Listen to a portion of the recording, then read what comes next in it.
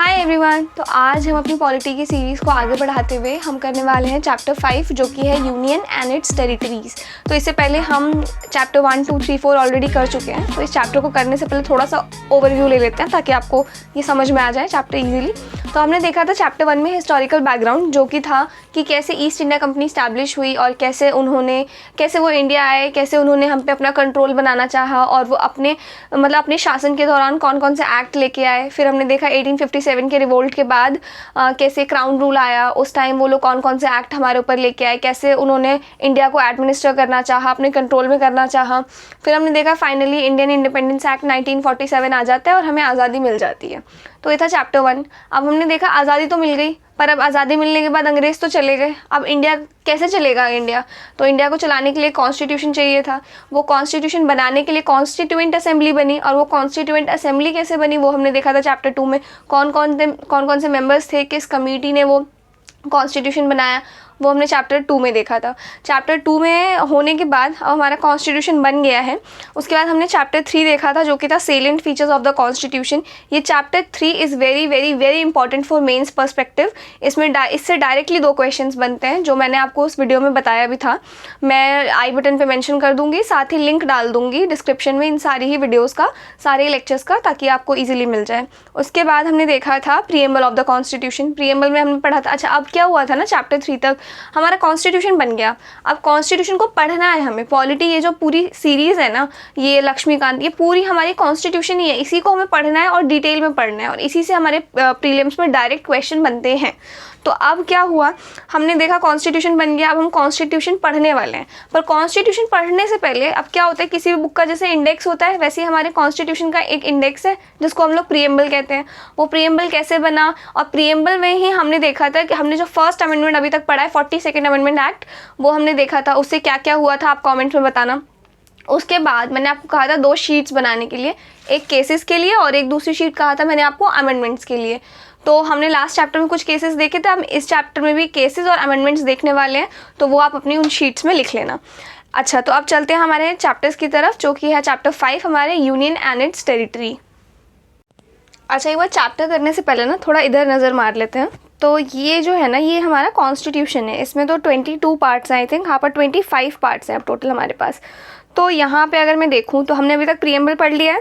Preamble के बाद हम पढ़ने वाले हैं अब जो है वो पार्ट 1, जो कि हमारा आर्टिकल नंबर 1 से लेके 4 तक डील करता है। वो है यूनियन एंड इट्स टेरिटरीज। देखो, अब ये समझो, कॉन्स्टिट्यूशन बन गया है। अब कॉन्स्टिट्यूशन बनने के बाद जो पहली चीज़ हमने डिफ़ाइन की है वो ये डिफ़ाइन किया है, इंडिया मतलब भारत का जो इंडिया है वो कहाँ तक है, मतलब क्या कौन कौन सी जगह है जो इंडिया के अंदर आती है। एरिया जो कहते हैं हम लोग, वो कौन सा कितना एरिया है जो हमारे इंडिया के अंदर आता है। तो हमने वही डिफाइन किया है इसमें, यूनियन एंड इट्स टेरिटरी। हमारी टेरिटरीज कहाँ कहाँ तक है, कौन सी टेरिटरी है इंडिया की, तो वो हमने इस चैप्टर में डिफाइन किया है। इसके बाद जब हम ये डिफाइन कर लेंगे कि भाई देखो यहाँ तक टेरिटरी है इंडिया की, इसके बाद हम देखेंगे सिटीजनशिप, यानी कि भारत के अब नागरिक कौन कौन है इंडियन सिटीजन जो है। उसके बाद हम देखेंगे फंडामेंटल राइट्स। अब हमने देख लिया एरिया, देख लिया, इसके बाद हमने सिटीजनशिप देख लिया कि एरिया ये है, यहाँ पे ये लोग रहते हैं, ये इंडियंस हैं। इसके बाद हमने देखा कि इन लोगों के पास इंडिया में ये राइट्स हैं, उन्हीं राइट्स को हमने क्या कहा है, फंडामेंटल राइट्स। इसके बाद हम लोग पढ़ेंगे DPSP, directive principle of state policy, फिर पढ़ेंगे फंडामेंटल ड्यूटीज, फिर union government, state government and so on. तो ये जो चैप्टर है हम जो अब पढ़ने वाले हैं, कॉन्स्टिट्यूशन जो हम पढ़ रहे हैं, एकदम आप देख रहे हो सीक्वेंस में पढ़ते जा रहे हैं। पहले हमने डिफाइन किया कि यूनियन एंड इट्स टेरिटरी, यानी कि हमारी टेरिटरीज कौन कौन सी हैं। उसके बाद हमने डिफाइन किया कि सिटीजनशिप, फिर हमने डिफाइन किया फंडामेंटल राइट, फिर हमने डिफाइन किया डीपीएसपी, फिर हमने डिफाइन किया fundamental duties and so on. तो ये बढ़ता जा रहा है। अब हमको क्या करना है, इन चैप्टर्स को इन्हीं सीक्वेंस में करना है। इसके बाद चलते हैं अब हमारे चैप्टर की तरफ, जो कि है हमारा chapter 5 union and it's territories. तो पार्ट 1 में सिर्फ और सिर्फ 4 आर्टिकल्स लिखे हुए हैं जो कि डिफाइन करता है भारत का जोग्राफिकल एरिया कहाँ तक है। अब आर्टिकल 1 कहता है India that is Bharat as a union of state rather than a federation of state, यानी हमारे देश का नाम इंडिया है और भारत है। ऐसा क्यों है? क्योंकि हमारे कॉन्स्टिट्यूशन में लिखा हुआ है, यही लीगल नाम है और इंटरनेशनली यही नाम यूज़ हो सकता है। तो जब हमारा कॉन्स्टिट्यूशन बन रहा था ना, तो कॉन्स्टिट्यूएंट असेंबली इस डिबेट में पड़ी थी कि नाम क्या रखें, इंडिया रखें या भारत रखें। कुछ लोग ट्रेडिशनल नाम चाहते थे भारत, और कुछ लोग मॉडर्न वेस्टर्नाइज नेम चाहते थे इंडिया। तो finally they came up with a compromised idea कि ठीक है चलो इंडिया दैट इज़ भारत, ये है नाम फाइनल। उसके बाद India that is Bharat is a union of state. Union of state का मतलब क्या है? तो देखो, हम प्रमोट तो फेडरलिज्म करते हैं। फेडरलिज्म का मतलब क्या है कि सेंटर और स्टेट के बीच में पावर डिवाइडेड रहेंगी, ठीक है। बट अब इसको थोड़ा यूएस के कॉन्टेक्स्ट में समझते हैं। तो यूनाइटेड स्टेट्स ऑफ अमेरिका जो है ना, वहाँ पर जो स्टेट्स थी ना, उन स्टेट्स ने बाई चॉइस डिसाइड किया कि हम सब मिलकर एक नेशन बना लेते हैं, एक कंट्री बना लेते हैं। तो पहले वहाँ पे स्टेट बने हैं और उन स्टेट्स ने आपस में मिलकर एक यूनियन यानी एक नेशन बना लिया है। यानी कि पहले स्टेट्स बनाए, उसके बाद कंट्री बनी है। और इसी वजह से वहाँ पर हर एक स्टेट की अपनी सिटीजनशिप है, साथ ही यूनाइटेड स्टेट्स की अपनी सिटीजनशिप है। इसलिए यूनाइटेड स्टेट्स एक कंप्लीट फेडरेशन है। बट हमारे यहाँ ऐसा नहीं है। हमारा पहले इंडिया बना है, यानी पहले कंट्री बनी है, एंड देन हमने अपने एडमिनिस्ट्रेटिव कन्वीनियंस के हिसाब से स्टेट्स बनाए हैं। तो कहने का मतलब ये है कि गवर्नमेंट तो फेडरल गवर्नमेंट हम फॉलो करते हैं, बट यूनियन स्टेट्स हैं। इन शॉर्ट मतलब भारत पहले बना है, फिर स्टेट्स बने हैं, और इंडिया इटसेल्फ एक यूनियन स्टेट है। तो बस एडमिनिस्ट्रेटिव कन्वीनियंस के लिए हमने स्टेट्स को डिवाइड किया है। बट यूएस में हर एक स्टेट की अपनी आइडेंटिटी है और स्टेट्स ने आपस में जुड़कर नेशन बनाया है। यहाँ पहले नेशन बना है, फिर स्टेट बनाए गए हैं। मतलब आपको क्लियर हो गया होगा, यूएस में पहले क्या है, स्टेट्स बने हैं, उन स्टेट्स ने आपस में जुड़कर एक नेशन बना दिया है। पर हमारे यहाँ नेशन बना है हमारा, और हमारे नेशन ने अपनी एडमिनिस्ट्रेटिव कन्वीनियंस के हिसाब से स्टेट्स को डिवाइड कर दिया। कल की डेट में अगर पार्लियामेंट चाहेगा किसी दो स्टेट को मर्ज कर देते हैं तो वो कर सकता है। कल की डेट में पार्लियामेंट चाहेगा किसी स्टेट का एरिया कम कर देते हैं या एरिया बढ़ा देते हैं, कुछ भी स्टेट से रिलेटेड डिसीजन है वो पार्लियामेंट ले सकता है। बट यूएस का ऐसा नहीं है। यूएस में वो स्टेट्स बन चुके हैं, उन स्टेट्स की अपनी आइडेंटिटी है और वो अपने डिसीजंस खुद लेते हैं, और स्टेट्स ने जुड़ के आपस में फिर एक नेशन बनाया है। आई होप आपको ये चीज़ क्लियर हो गई हो। इसके बाद साथ ही हमने इस आर्टिकल में अपनी टेरिटरीज़ को भी डिफाइन किया है। मतलब कि देखो, आपको घर बनाना है, बट घर बनाने से पहले आपको कहीं जगह खरीदना पड़ेगा ना। वो जगह आप खरीदोगे, उसके बाद उस पर घर बनाओगे, राइट। सिमिलरली कॉन्स्टिट्यूशन में पहली चीज़ ही हमने ये मेंशन की है कि कौन कौन सी टेरिटरीज़ हैं इंडिया की। तो ये टेरिटरीज़ है इंडिया की, टेरिटरीज़ ऑफ द स्टेट, यानी जितने भी राज्य हैं सबकी टेरिटरी, साथ ही union territories and territories that may be acquired by the government of India at any time. यानी फ्यूचर में भी अगर हमने कोई टेरिटरी एक्वायर की तो वो भी हमारे कॉन्स्टिट्यूशन में पहले ही इंक्लूड कर दी गई है। यानी जितने भी राज्य हैं प्लस यूनियन टेरिटरीज़ एंड जो भी भारत सरकार फ्यूचर में टेरिटरी एक्वायर करती है वो भी। तो ये था हमारा आर्टिकल 1। आई होप आपको क्लियर हो गया हो। अब चलते हैं आर्टिकल 2 की तरफ। तो आर्टिकल 2 है हमारा एडमिशन और establishment of new states that are not part of union of India. अच्छा, आर्टिकल 2 एंड आर्टिकल 3 को थोड़ा साथ में ही पढ़ते हैं। आर्टिकल 3 का कहता है हमारा authorises parliament to form a new state by separation of territory, increase the area of any state, diminish the area of any state, alter the boundaries of any state, alter the name of any state. अब इन दोनों को ना थोड़ा साथ में समझते हैं। तो आर्टिकल 2 हमारा क्या कहता है, मान लो कहीं जगह है जिसपे ना कोई किसी भी कंट्री ने कुछ एक्वायर नहीं किया, वो खाली है ऐसी, तो हमने जाके एक्वायर कर लिया कि ठीक है ये इंडिया के है और अब हम यहाँ पे ये चीज़ फॉर्म करें, एक नया स्टेट बना रहे हैं, ठीक है। तो आर्टिकल 2 हमें ये पावर देता है कि हम किसी भी स्टेट को स्टैब्लिश कर सकते हैं, तो हमने वहाँ स्टैब्लिश कर दिया। दूसरा एडमिशन। एडमिशन का मतलब ये कि मान लो अब कल की डेट में पाकिस्तान, बांग्लादेश या कोई और कंट्री हमें बोलते हैं कि ये स्टेट आप ले लो, या हम वो स्टेट एक्वायर करते हैं, तो हमने क्या किया, यहाँ पे एडमिशन दिया है उस स्टेट को कि ठीक है आ जाओ। तो हमने वो स्टेट भी एक्वायर कर लिया, तो वो भी अब इंडिया का स्टेट हो गया। तो इसका मतलब है आर्टिकल 2 हमें एम्पावर करता है कि किसी नए स्टेट को, चाहे वो अब किसी कंट्री का हो जो अब हमने एक्वायर कर लिया हो, या चाहे पहले किसी भी कंट्री का उस पर कब्जा नहीं था बट हमने पहले कब्जा कर लिया तो हमने उसको स्टैब्लिश कर दिया, ठीक है। आई होप आपको क्लियर हो।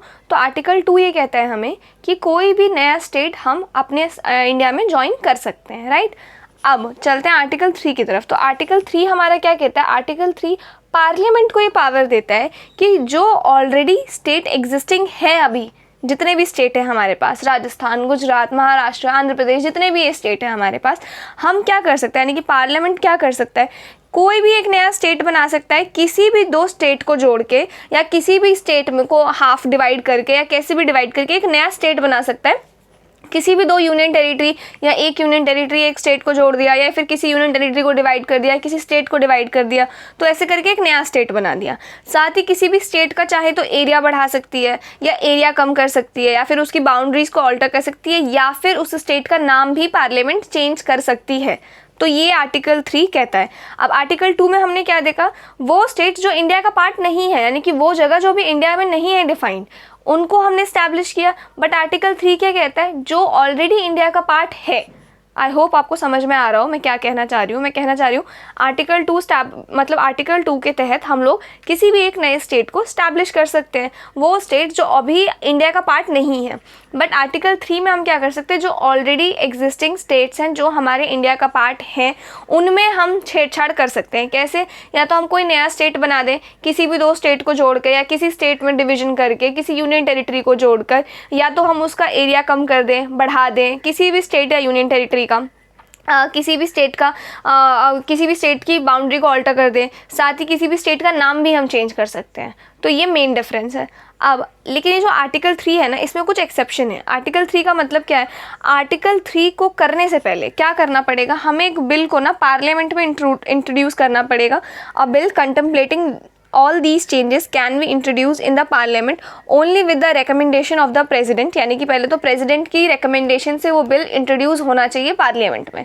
दूसरा, प्रेसिडेंट क्या करेगा, प्रेसिडेंट उस बिल को पार्लियामेंट में रेकमेंड करने से पहले ना जिस स्टेट को लेके बात चल रही है, फॉर एग्जाम्पल मैं चाह रही हूँ कि मैं ना महाराष्ट्र का नाम चेंज कर दूँ फॉर एग्जाम्पल, तो प्रेसिडेंट क्या करेगा, महाराष्ट्र के स्टेट लेजिस्लेचर में ये चीज़ बात पहुंचाएगा, स्टेट लेजिस्लेचर को इन्फॉर्म करेगा, मतलब उस बिल को स्टेट लेजिस्लेचर में रेफ़र करेगा बिफोर रिकमेंडिंग दिस बिल। जो बिल अभी आया है प्रेसिडेंट के पास कि देखो हमें महाराष्ट्र का नाम चेंज करना है, तो प्रेसिडेंट क्या करेगा, before recommending this bill the president has to refer the same to the state legislature concern, यानी कि उस स्टेट लेजिस्लेचर को भेजना पड़ेगा ये कि भाई देखो ये बिल है, अब हम महाराष्ट्र का नाम चेंज करने वाले हैं। ठीक है, अब यहाँ पे कैचिंग बात ये है कि अगर वो स्टेट लेजिस्लेचर मना करता है कि नहीं हम नहीं चाहते कि ये चीज़ हो, और प्रेसिडेंट फिर भी मतलब प्रेसिडेंट उस चीज़ से बाउंड नहीं है कि प्रेसिडेंट को वो बात सुननी है, एक तरीके से ये एक फॉर्मेलिटी है कि उस स्टेट को आप लोग एक बार इन्फॉर्म कर दो कि उस स्टेट के साथ कुछ छेड़छाड़ होने वाला है, राइट।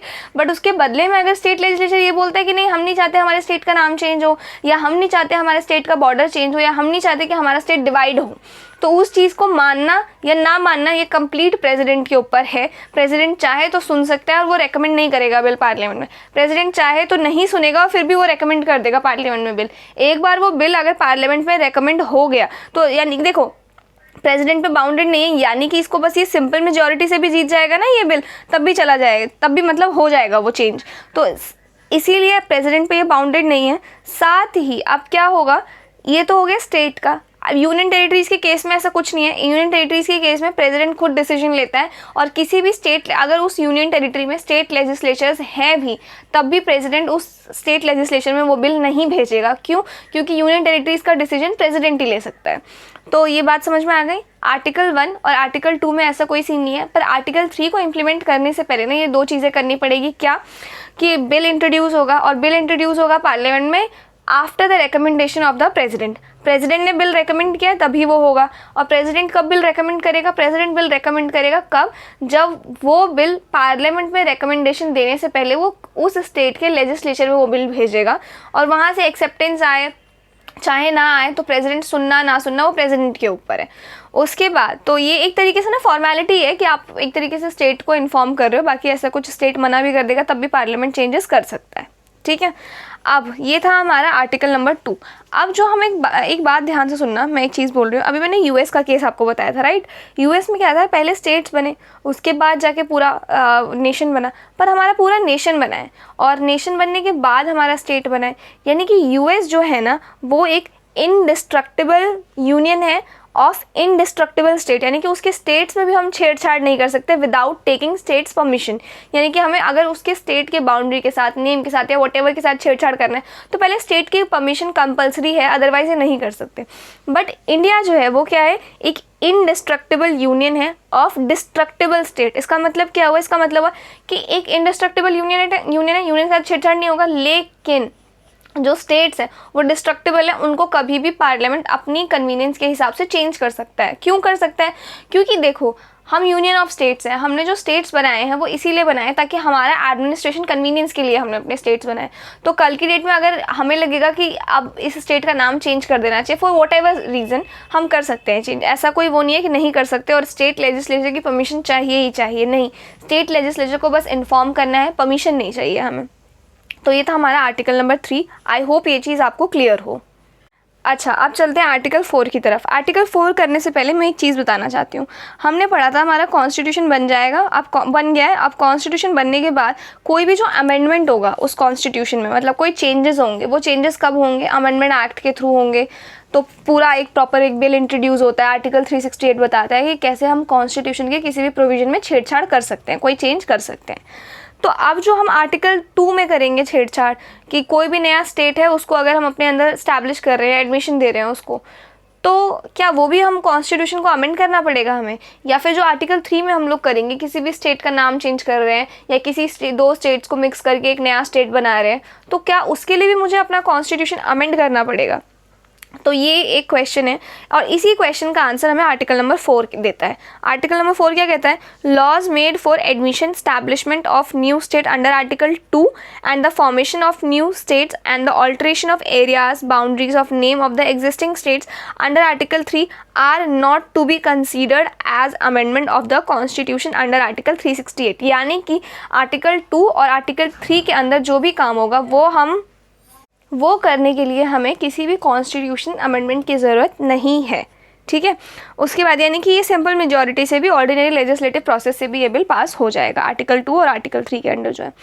अब एक बात और, ये एक क्वेश्चन है, does the power of parliament to diminish the area of a state under article 3 include also the power to cede Indian territory to a foreign country? मतलब कि अगर जैसे आर्टिकल 3 के अंदर क्या कहता है हमें कि कोई किसी भी स्टेट में हम कुछ भी छेड़छाड़ कर सकते हैं, किसी भी यूनियन टेरिटरी में, तो यानी कि अगर कल की डेट में इंडियन गवर्नमेंट चाहेगी कि एक ये पर्टिकुलर पार्ट है हमारे इंडिया का, ये किसी कंट्री को दे देते हैं, सीड का मतलब है दे देना, ये किसी कंट्री को हम लोग दे देते हैं, तो क्या जब हम किसी दूसरी कंट्री को अपनी कंट्री का कोई एग्जिस्टिंग पार्ट दे रहे होंगे तब भी हमें कॉन्स्टिट्यूशन अमेंडमेंट नहीं करना पड़ेगा?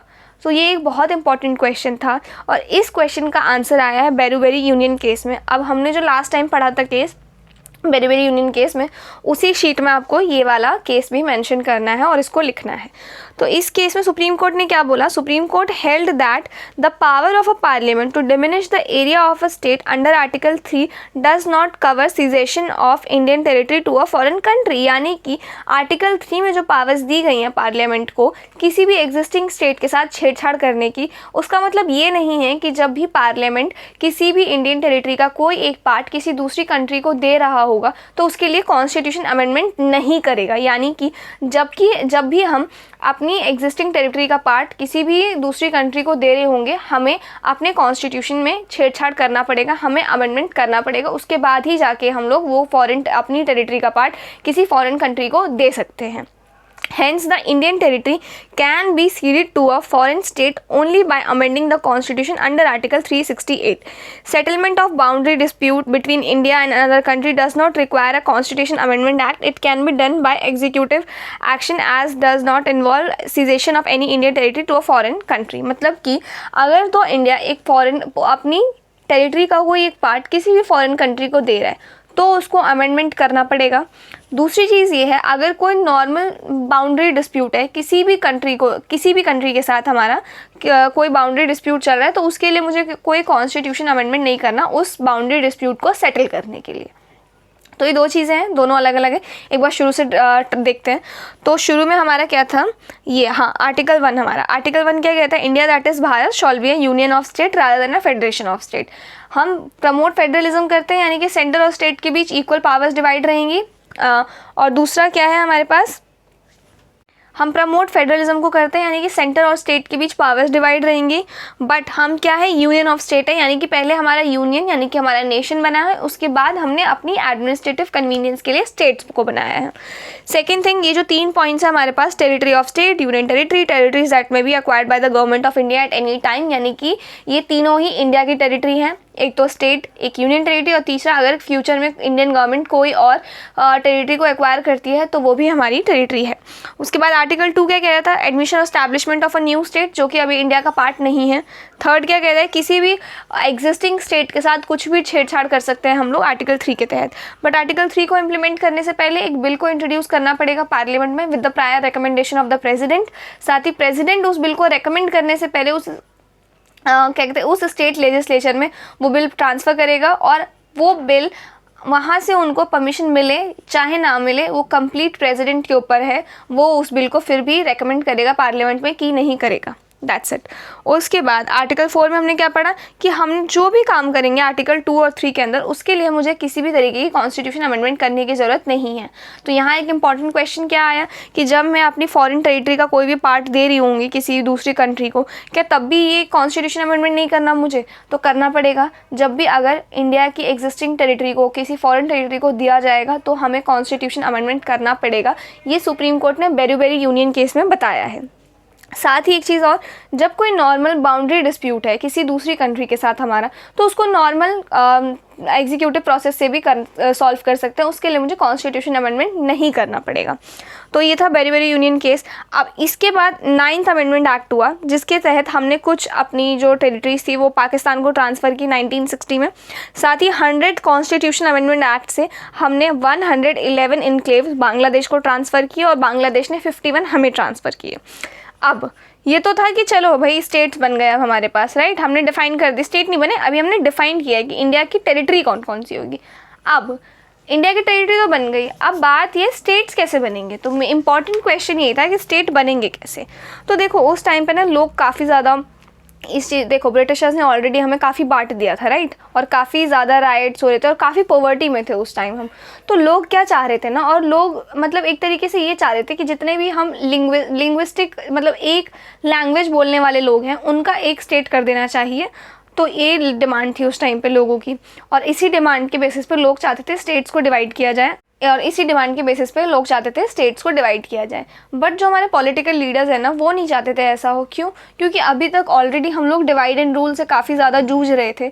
अब जब हम लिंग्विस्टिक फैक्टर के बेसिस पे किसी स्टेट को बना देंगे ना, तो लोग जो दूसरे स्टेट जाएंगे ना उनको एलियन समझेंगे, उनके साथ इंटरेक्ट और घुल मिल नहीं पाएंगे। तो इसीलिए हमारे जो लीडर्स हैं वो चाहते थे कि लिंग्विस्टिक फैक्टर नहीं होना चाहिए रीज़न स्टेट को बनाने का, एडमिनिस्ट्रेटिव कन्वीनियंस होना चाहिए स्टेट को बनाने का।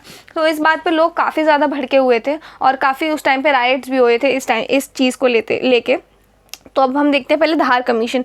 तो सबसे पहले स्टेट को बनाने के लिए धार कमीशन को बनाया गया, और धार कमीशन ने क्या बोला कि सेम यही चीज़ कि लिंग्विस्टिक फैक्टर के बेसिस पे स्टेट नहीं बनेगा, एडमिनिस्ट्रेटिव कन्वीनियंस के लिए बनाया जाएगा, यानी कि reorganisation of states on the basis of administrative convenience rather than linguistic factor, right.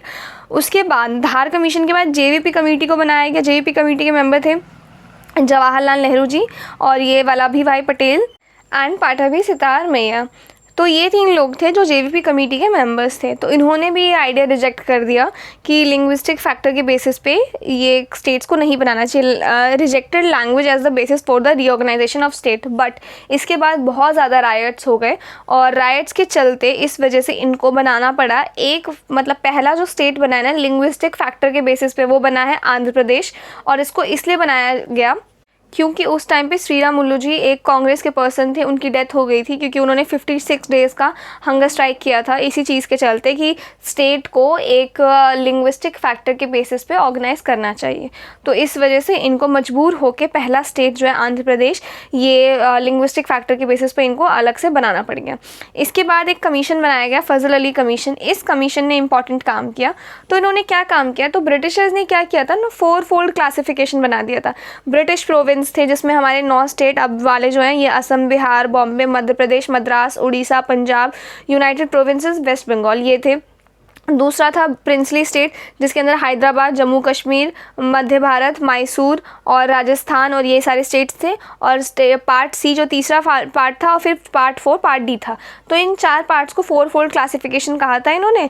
तो इन्होंने क्या किया, फजल अली कमीशन ने इस चीज़ को अबॉलिश कर दिया कि नहीं 4 फोल्ड क्लासिफिकेशन नहीं होगा जो ब्रिटिशर्स करके गए हैं, बल्कि और लिंग्विस्टिक फैक्टर भी नहीं होगा रीजन। तो इन्होंने 4 ऐसे फैक्टर्स दिए जिसके बेसिस पे स्टेट को रीऑर्गेनाइज किया गया। पहला लिंग्विस्टिक एंड कल्चरल होमोजेनिटी, दूसरा financial, economic and administrative consideration, तीसरा preservation and strengthening of the unity and security of the country, and last planning and promotion of the welfare of the people in each state as well as nation as a whole. तो इन 4 factors को मद्देनजर रखते हुए इन्होंने state को organise किया। और इसके बाद जो इन्होंने बनाया, इन 4 फैक्टर्स को मद्देनज़र रखते हुए 14 स्टेट प्लस 6 यूनियन टेरिटरीज़ को बनाया गया 1 नवंबर 1956 तक। ठीक है। तो इन्होंने भी क्या किया, this commission is also rejected the idea for the creation of state on the basis of linguistic factor, और इन 4 फैक्टर्स की बेसिस पे इन्होंने बना दिया और 4-फोल्ड क्लासिफिकेशन को अबॉलिश कर दिया। इसके बाद स्टेट रीऑर्गेनाइजेशन एक्ट आया 1956 में। इसने क्या किया, और इसी एक्ट से हमने काफ़ी स्टेट बनाए। Kerala by merging the Travancore Cochin state with the Malabar district of Madras state and Kasaragod of south, तो इनको अलग करके फिर इनको मर्ज करके फिर केरला को बना दिया गया। इसके बाद अब आप क्या करोगे, जब आप लक्ष्मीकांत रीड करोगे ना, तो आप हर एक स्टेट के बारे में रीड करो कि कैसे new states and union territories create हुए 1956 के बाद, तो ये आप वहाँ से रीड कर लेना। और साथ ही ये चैप्टर जो है हमारा ये पूरा कंप्लीट होता है। आई होप आपको समझ में आया हो। तो एक बार और 4 आर्टिकल रिवाइज कर लेते हैं।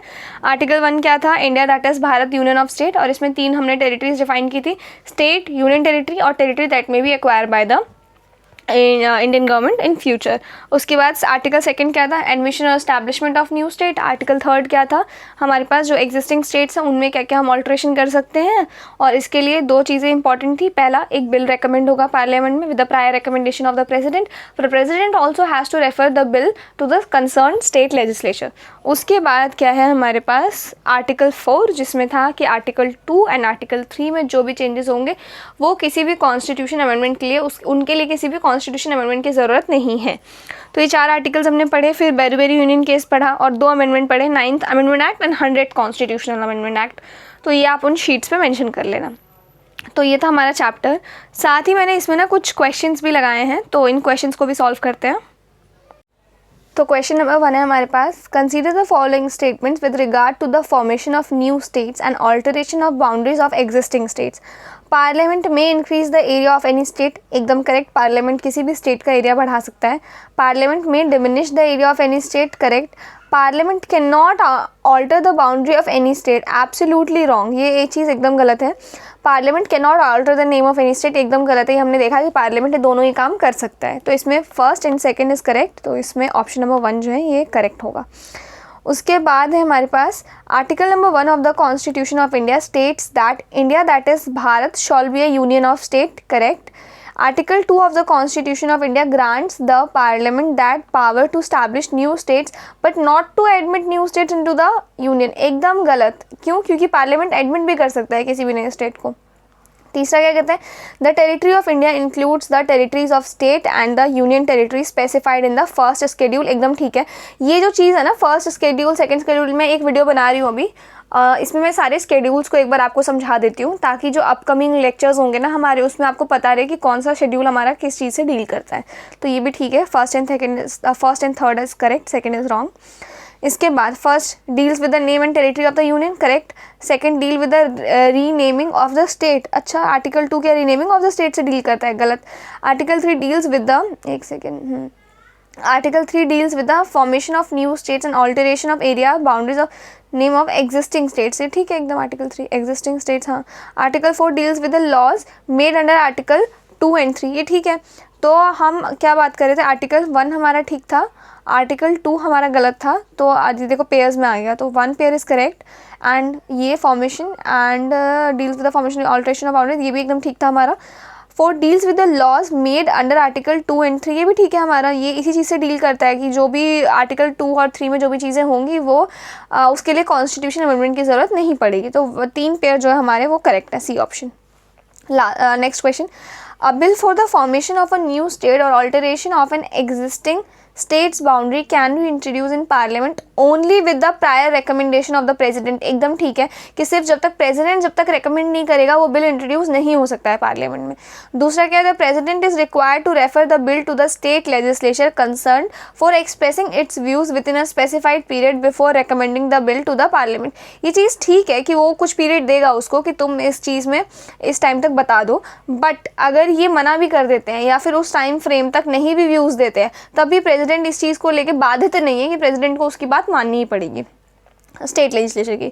The president is bound by the views of the state legislature when recommending the bill to the parliament. मैंने अभी बताया नहीं, president is not bound. President मतलब चाहे तो सुन सकता है, चाहे तो नहीं सुन सकता वो स्टेट लेजिस्लेचर की डिमांड। तो first and second is correct. उसके बाद पार्लियामेंट ऑफ इंडिया में form a new state by separating territory from any state और by unifying any territory as a part of any state, which of the following procedures are true in this regard? On the prior recommendation of the president, हाँ ठीक है.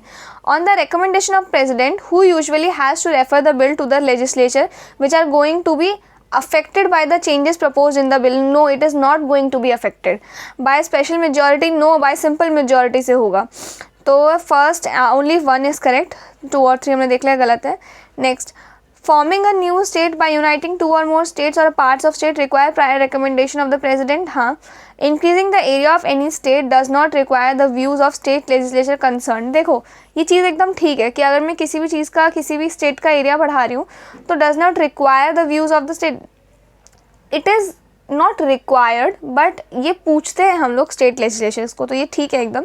उसके बाद altering the boundaries of any state requires the views of the state legislature concern. No, it does not require. उसके बाद है altering the name of any state parliament is bound by the views of the state legislature. No, parliament is not bound, तो only first is correct. उसके बाद क्या कह रहा है, which of the following is not possible by law of parliament under article 3 of the constitution. Formation of new state, it is possible.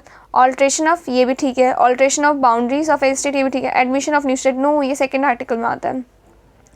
उसके बाद है the constitution of India describe India as, बताओ क्या बताता है हमारा पहला आर्टिकल, पहला ही आर्टिकल है कि पता लग रहा है. उसके बाद अच्छा इतना ही है, दैट्स इट.